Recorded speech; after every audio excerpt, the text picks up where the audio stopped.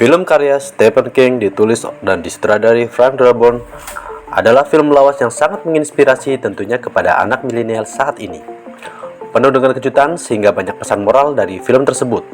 Tim Robin sebagai Andy Dufresne dan Morgan Freeman sebagai Red menjalani kehidupan di penjara dan bersahabat.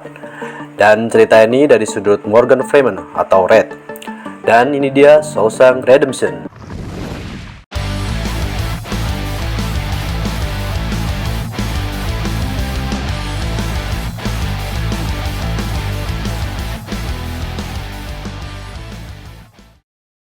Berlatar belakang di tahun 1940-an, Scan diawali di sebuah pengadilan pada tahun 1947, di mana Andy Dufresne yang seorang bankir didakwa penjara atas pembunuhan istri dan dengan selingkuhannya yang seorang pemain golf. Andy bersikeras tidak melakukan hal tersebut, namun dia mengakui hanya memergoki dan mengancam tidak sampai membunuh. Namun dengan barang bukti selongsong peluru serta botol minuman keras dan semua jejak Andy di TKP, ia harus pasrah dengan tuntutan penjara 2 kali seumur hidup. Andy dimasukkan ke dalam penjara yang bernama Shawshank yang dikenal sangat keras, kepala sipir yang brutal, dan senioritas napi, penyimpangan seksual yang sangat menjijikan, serta makanan yang tidak layak. Hal itu dirasakan Andy setiap harinya. Andy sangat tertutup, namun Red yang penasaran mulai mendekatinya dan menawarkan jasa pemesanan kebutuhan napi. Red dikenal di kalangan napi seorang penyedia kebutuhan para napi atau bisa disebut grosir barang yang tentunya ilegal. Andy kemudian mulai dekat dengan Red dan memesan hammer rock atau palu batu kepada Red. Andy dipekerjakan di Binatu. Di situ Andy sudah dipantau oleh trio Guy yang ingin menikmati lubang matahari milik Andy yang masih suci. Namun Andy berani menolak dan melawan pukulan demi pukulan bahkan siksaan oleh trio Guy tersebut. Pada suatu hari, akhirnya pesanan hammer rock Andy sudah sampai dikirim melalui kurir tua ilegal yang bekerja sebagai pustakawan penjara yang bernama Brock. Dengan menawarkan buku keliling di sel penjara, di situ Brock mengirimkan hammer rock pesanan Andy serta memberikan Bible. Dan akhirnya Andy mempunyai kesibukan di waktu senggangnya untuk mengukir batu menjadi pion catur dan mengukir namanya di dinding penjara. Pada suatu hari, beberapa napi ditugaskan untuk memperbaiki rooftop penjara termasuk Red dan Andy.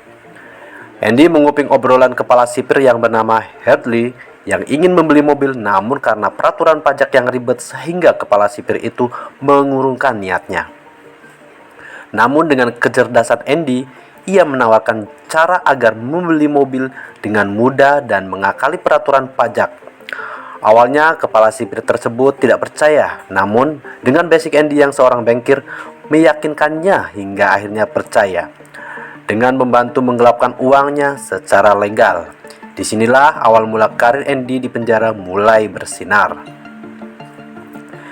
Andy bersedia membantu, namun dengan imbalan setiap hari dikasih anggur merah cap orang tua kepada teman-temannya yang sedang memperbaiki rooftop, dan Hadley pun mengiyakan.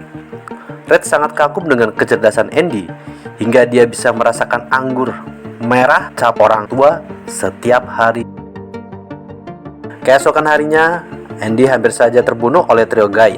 Karena tidak melawan saat akan ditusuk lubang mataharinya, Andy terluka parah hingga masuk ke IGD dan dirawat beberapa hari. Kemudian pimpinan trio Guy dihajar sampai cacat oleh Hadley, lumpuh dan dipindahkan di penjara lain. Hadley menganggap karena trio Guy ini mengganggu bisnisnya dengan Andy. Para napi berterima kasih kepada Andy karena pimpinan trio Guy pindah dan mereka menyambut Andy ketika sembuh dengan menghadiahkan bebatuan untuk diukir Andy. Sementara Red menghadiahi poster bintang film yang seksi pada masanya yaitu Rita Hayworth. Kemudian dipajang di dinding tahanan Andy dengan cukup misterius sehingga tidak dicurigai sipir. Andy membawa Bible yang dikasih Brock saat menyelundupkan hammer rock. Dan nantinya kita akan tahu alasan dia selalu membawa Bible saat penggeledahan oleh kepala penjara Samuel Norton. Rupanya Samuel Norton hanya ingin melihat langsung Andy apakah sesuai yang diceritakan Hadley. Andy dipindahkan dari Binatu ke perpustakaan bersama Brock. Di sini kemudian Andy diminta untuk menggelapkan uang secara legal milik Samuel Norton serta staf penjara. Andy sangat sibuk sehingga dia diberi kuasa untuk mengangkat napi lain untuk membantunya. Andy mengangkat Red sebagai asistennya. Dia minta diberi kewenangan untuk mengirim surat setiap minggu kepada pemerintah untuk meminta dana bantuan perbaikan perpustakaan Shawshank. Namun tidak pernah mendapat respon dan jawaban dari pemerintah. Pada tahun 1954, Brock, pustakawan tua itu ngamuk, hampir membunuh rekannya karena dia mendapat hadiah bebas dari penjara yang sudah 50 tahun lamanya menjadi penghuni Shawshank. Alasannya karena dia tidak mau meninggalkan Shawshank, karena menurutnya Shawshank adalah rumahnya, sedangkan di luar dia sudah tidak memiliki siapapun. Akhirnya dengan terpaksa, Brock bebas dan bekerja. Namun Brock tidak mampu beradaptasi dengan dunia luar yang sudah ditinggalkannya selama 50 tahun. Perkembangan zaman yang sangat cepat membuat Brock sangat kebingungan. Bahkan dia tetap saja dicap sebagai napi. Tak kuat menjalani hidup bebas, akhirnya Brock memutuskan untuk bunuh diri.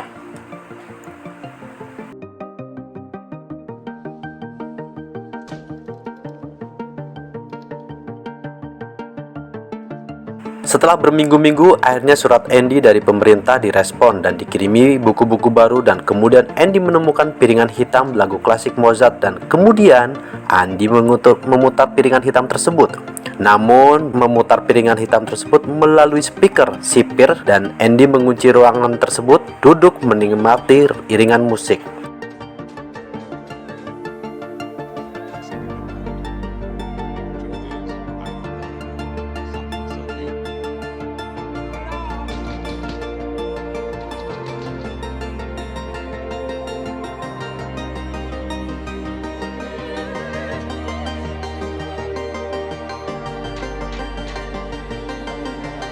Andy dihukum di ruang isolasi selama 2 minggu. Setelah keluar dari ruang isolasi, Andy membangkitkan semangat kepada teman-temannya dengan kata-kata mutiaranya.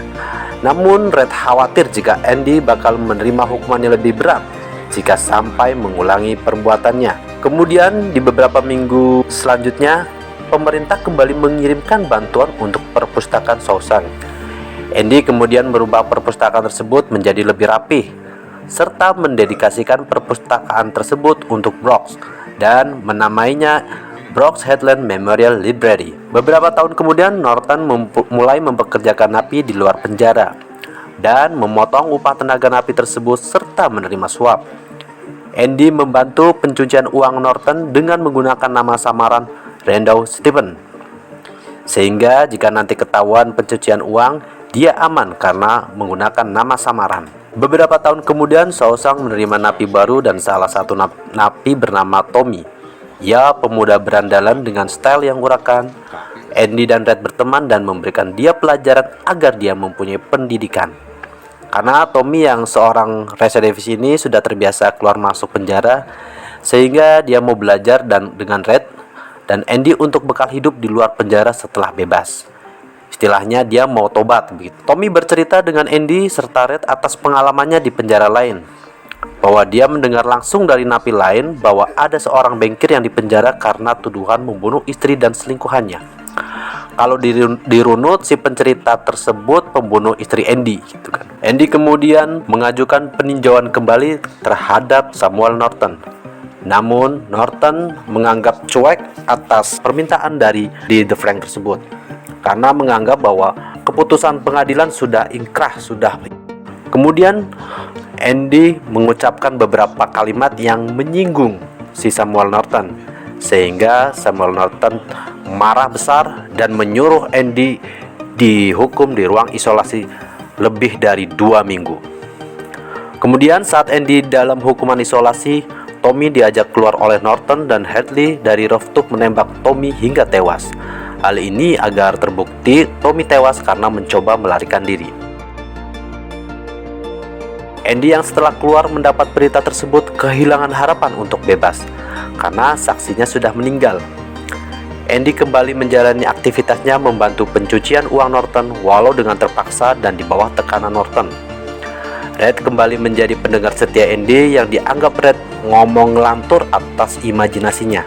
Andy membayangkan suatu tempat dan menyuruh Red mendatangi tempat tersebut jika sudah bebas nanti. Red berpikir bahwa Andy sudah mulai gila. Beberapa saat kemudian Andy memesan tali ke Red, namun Red tidak langsung mengiyakan pesanan Andy tersebut. Red berpikir bahwa Andy akan melakukan bunuh diri seperti yang dilakukan Brooks. Red sangat galau akan kondisi Andy. Akhirnya dia memberikan tali pesanannya. Di suatu malam, penggeledahan dadakan dilakukan Hadley dan Norton. Semua tahanan napi keluar berdiri di depan sel. Namun Andy tidak keluar sama sekali walau sudah dipanggil beberapa kali. Hingga akhirnya Hadley dan Norton masuk ke sel Andy yang ternyata Andy sudah tidak ada. Ruangan sangat rapi dan tidak ada bekas kerusakan sehingga Norton menganggap Andy kabur atas kerjasama dengan Red. Namun Red menjawab tidak tahu apa-apa terkait kaburnya Andy. Norton mengamuk dan membuang batu ukir milik Andy yang ditinggalkan, melempar membabi buta hingga mengenai poster artis seksi hingga berlubang. Di sini Norton dan Red dan Hadley sangat terkejut ketika melihat poster seksi tersebut bisa berlubang, dan ternyata poster tersebut penutup lubang kecil yang dilalui Andy untuk kabur. Ternyata dari awal sudah dikasih clue bahwa Andy memesan Hammerlock untuk mengukir namanya di dinding, namun ternyata berlanjut melubangi dinding tersebut. Andy membuat pion catur dari batu untuk mempelajari kontur batunya yang ada di dinding tersebut. Sedangkan Bible yang biasa dibawa ternyata terdapat Hammerlock-nya. Dia kabur melalui lubang yang digalinya selama hampir 20 tahun. Dan dia membuang galiannya setiap hari dengan membawanya di kantong celananya serta dengan berjalan menaburkan di lapangan. Kemudian tali yang dipesan ke Red ternyata untuk mengikat kaki dengan plastiknya yang membawa beberapa dokumen dan setelan baju, sehingga dia merayap dan kakinya menarik barang bawaannya. Kemudian Andy menghancurkan pipa saluran pembuangan kotoran manusia. Di sini dia mendapat pertolongan suara petir dari Zeus yang menyamarkan suara batu yang dibanturkan Andy ke pipa tersebut. Andy masuk ke pipa kotoran tersebut dan sampai di tempat pembuangan air kotoran di waktu hujan yang masih sangat deras itu.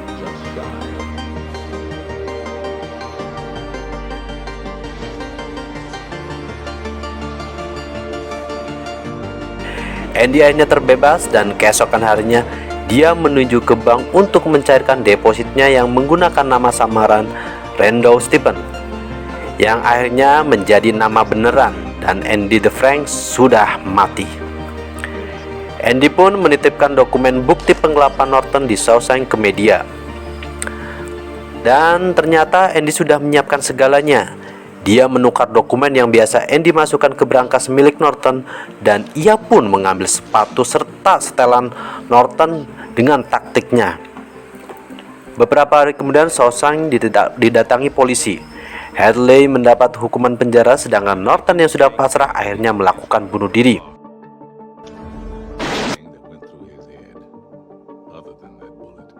Beberapa tahun kemudian, Red akhirnya bebas bersyarat seperti harapannya selama ini. Red pun sama seperti yang dilakukan Brooks, ia bekerja di swalayan dan tinggal di tempat bekas Brooks. Red pun mengalami hal yang sama seperti Brooks. Red tidak mampu beradaptasi di dunia luar penjara. Namun dia akhirnya mengingat pesan Andy di mana Red disuruh menuju lokasi yang sebelumnya diarahkan Andy. Red pun akhirnya menuju tempat tersebut.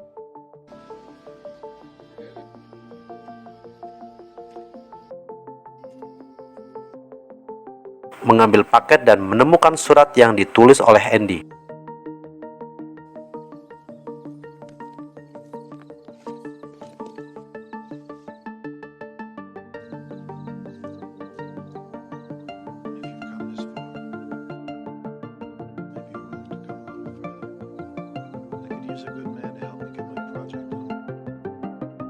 Red mengikuti arahan dalam surat tersebut dan akhirnya dia bisa bertemu kembali dengan Andy di pantai. Nah, kira-kira begitu alur cerita dari film Shawshank Redemption, bahwa pepatah bilang sedikit demi sedikit lama-lama jadi bukit. Itulah yang sudah dilakukan oleh Andy the Frank. Oke, terima kasih. Sampai jumpa kembali di spoiler film lainnya. Dadah.